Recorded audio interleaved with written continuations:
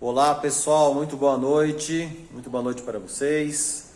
Estamos aqui na sala de leitura para a gente dar continuidade ao nosso projeto de criarmos a nossa biografia, né? A nossa mulher extraordinária. Quem será a mulher extraordinária que você vai escolher para falar um pouco a respeito? E a gente, na última aula, conversamos sobre o levantamento de dados sobre a sua biografada. Não dá para a gente escrever uma biografia sobre alguém se a gente não souber bastante coisa sobre essa pessoa, certo? A gente precisa, em primeiro lugar, descobrir os fatos relativos à nossa biografada. E às vezes a gente sabe muitas coisas sobre ela, mas outras coisas a gente acaba tendo que dar uma pesquisada, né? Então, se a pessoa ainda está viva, você pode dar uma ligadinha para ela, para você, antes, né? Você pensa o que você vai querer saber dessa pessoa, né? E para você pegar os dados. Às vezes a gente, por exemplo, sabe que a pessoa nasceu numa data tal, mas não sabe exatamente o local que a pessoa nasceu. Ah, a pessoa nasceu na região de Minas Gerais. Mas em qual cidade, né? Legal você tentar descobrir esses dados, fazer uma coisa com os dados mais apurados ou mais específicos. Mas se não conseguir também os dados, faz com os dados gerais. Então, por exemplo, dei um exemplo aqui na aula presencial, falando sobre meu avô. Meu avô, eu sei que ele foi de Porto Alegre, no Rio Grande do Sul, para Santos, para trabalhar em Santos no Banco do Brasil. Agora, em que ano foi isso? Em que ano exato? Assim, eu não sei, eu acho que foi entre os anos 30 e os anos 40, mais ou menos aí, talvez começo de 50, não sei mesmo. Então, para saber direitinho a data, teria que pesquisar com meu pai, ele deve saber, talvez. Então, eu poderia colocar, se eu não vou conseguir esse dado, eu poderia colocar lá, né? Se fosse uma biografia sobre ele, falar, ele foi de Porto Alegre para Santos entre as décadas de 40 e 50, por exemplo, né? Enfim, se você não tem um dado tão assertivo, tão correto, pode colocar uma coisa geral também, né? E também quando você vai construir a sua biografia, é importante você saber o que você quer falar sobre essa sua biografada, né? Já sabemos que a gente vai falar sobre uma mulher extraordinária, então a gente tem que pensar o que a gente quer falar sobre ela. Por exemplo, se é uma pessoa muito dedicada ao trabalho, que você quer valorizar o tanto que ela se dedicou ao trabalho, é legal você falar bastante sobre a trajetória profissional dela, né? Então, procurar mais a ênfase do seu texto no lado profissional, onde ela se formou, o que ela fez de relevante e tudo mais, né? As instituições que ela passou dando aula, por exemplo, se fosse uma professora, né? Então seria mais assim, o trabalho, a escola seria muito importante para essa pessoa que eu estou imaginando aqui.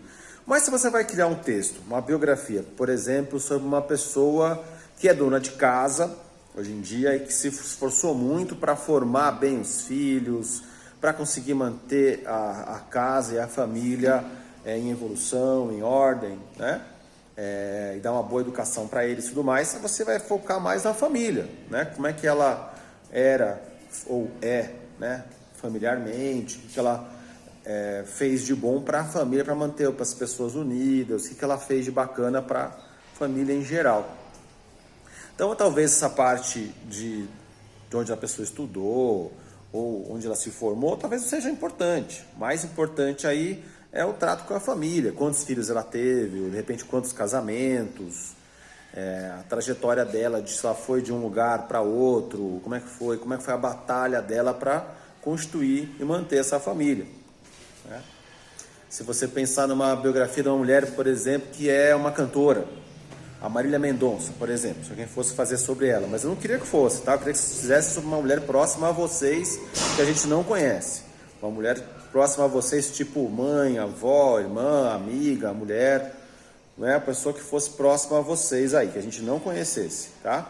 Mas vamos dar um exemplo da Marília Mendonça, né? Se a gente fosse fazer uma biografia sobre ela, a gente já teria que falar muito sobre os feitos que ela fez na música, nos shows, do que ela tinha pela frente, né? As coisas que ela fez relativas à carreira dela, como música, como cantora. E talvez essa parte, por exemplo, pra gente saber onde ela estudou, o que ela fez, se ela fez faculdade ou não, talvez não fosse importante, né? Mais importante é a parte musical dela, né? Talvez alguns outros aspectos da vida dela não ficassem muito evidentes na nossa biografia, porque a gente já dá ênfase, né, a parte da cantora, né? A nossa vida é imensa. Quando a gente vai escrever uma biografia, a gente tem que escolher o que é que nós vamos contar dessa pessoa. Isso eu estou tentando explicar para vocês. Então, na hora de você recolher esses dados, vocês têm que pensar nisso também, e na hora de escrever, mais ainda. Aí, uma dica para você fazer um texto enxuto, né? Um texto não precisa ser grande, tá, gente? O que a gente está pedindo para vocês é um texto de uma folha. Ou, como a gente conversou aqui presencialmente com a professora de português, tanto a Elizabeth quanto a Leila, a gente pode pensar numa folha e com 3 parágrafos. Seria bom, né? 3 blocos de texto. Primeiro bloco de texto, primeiro parágrafo, você podia falar mais assim, o ano e local de nascimento, quais lugares ela morou, e aí falar um pouco sobre os filhos, talvez, a família. E aí, no segundo parágrafo, você podia falar sobre acontecimentos importantes que levaram você a colocar essa mulher que você está imaginando como o centro da sua biografia, né? Falar um pouco sobre as coisas bacanas que ela fez na vida e elencar, né? Colocar lá os acontecimentos importantes na vida dessa pessoa.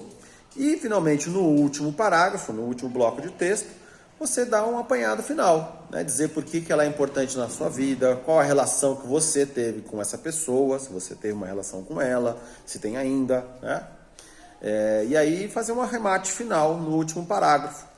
Sim, né? Uma coisa para você fazer o fechamento. Mais ou menos isso, sacou? 3 blocos de texto, falando, não precisa falar muito, mas imagino uma folha, né? Só a parte da frente, não frente e verso, só a parte, não uma folha, a parte da frente.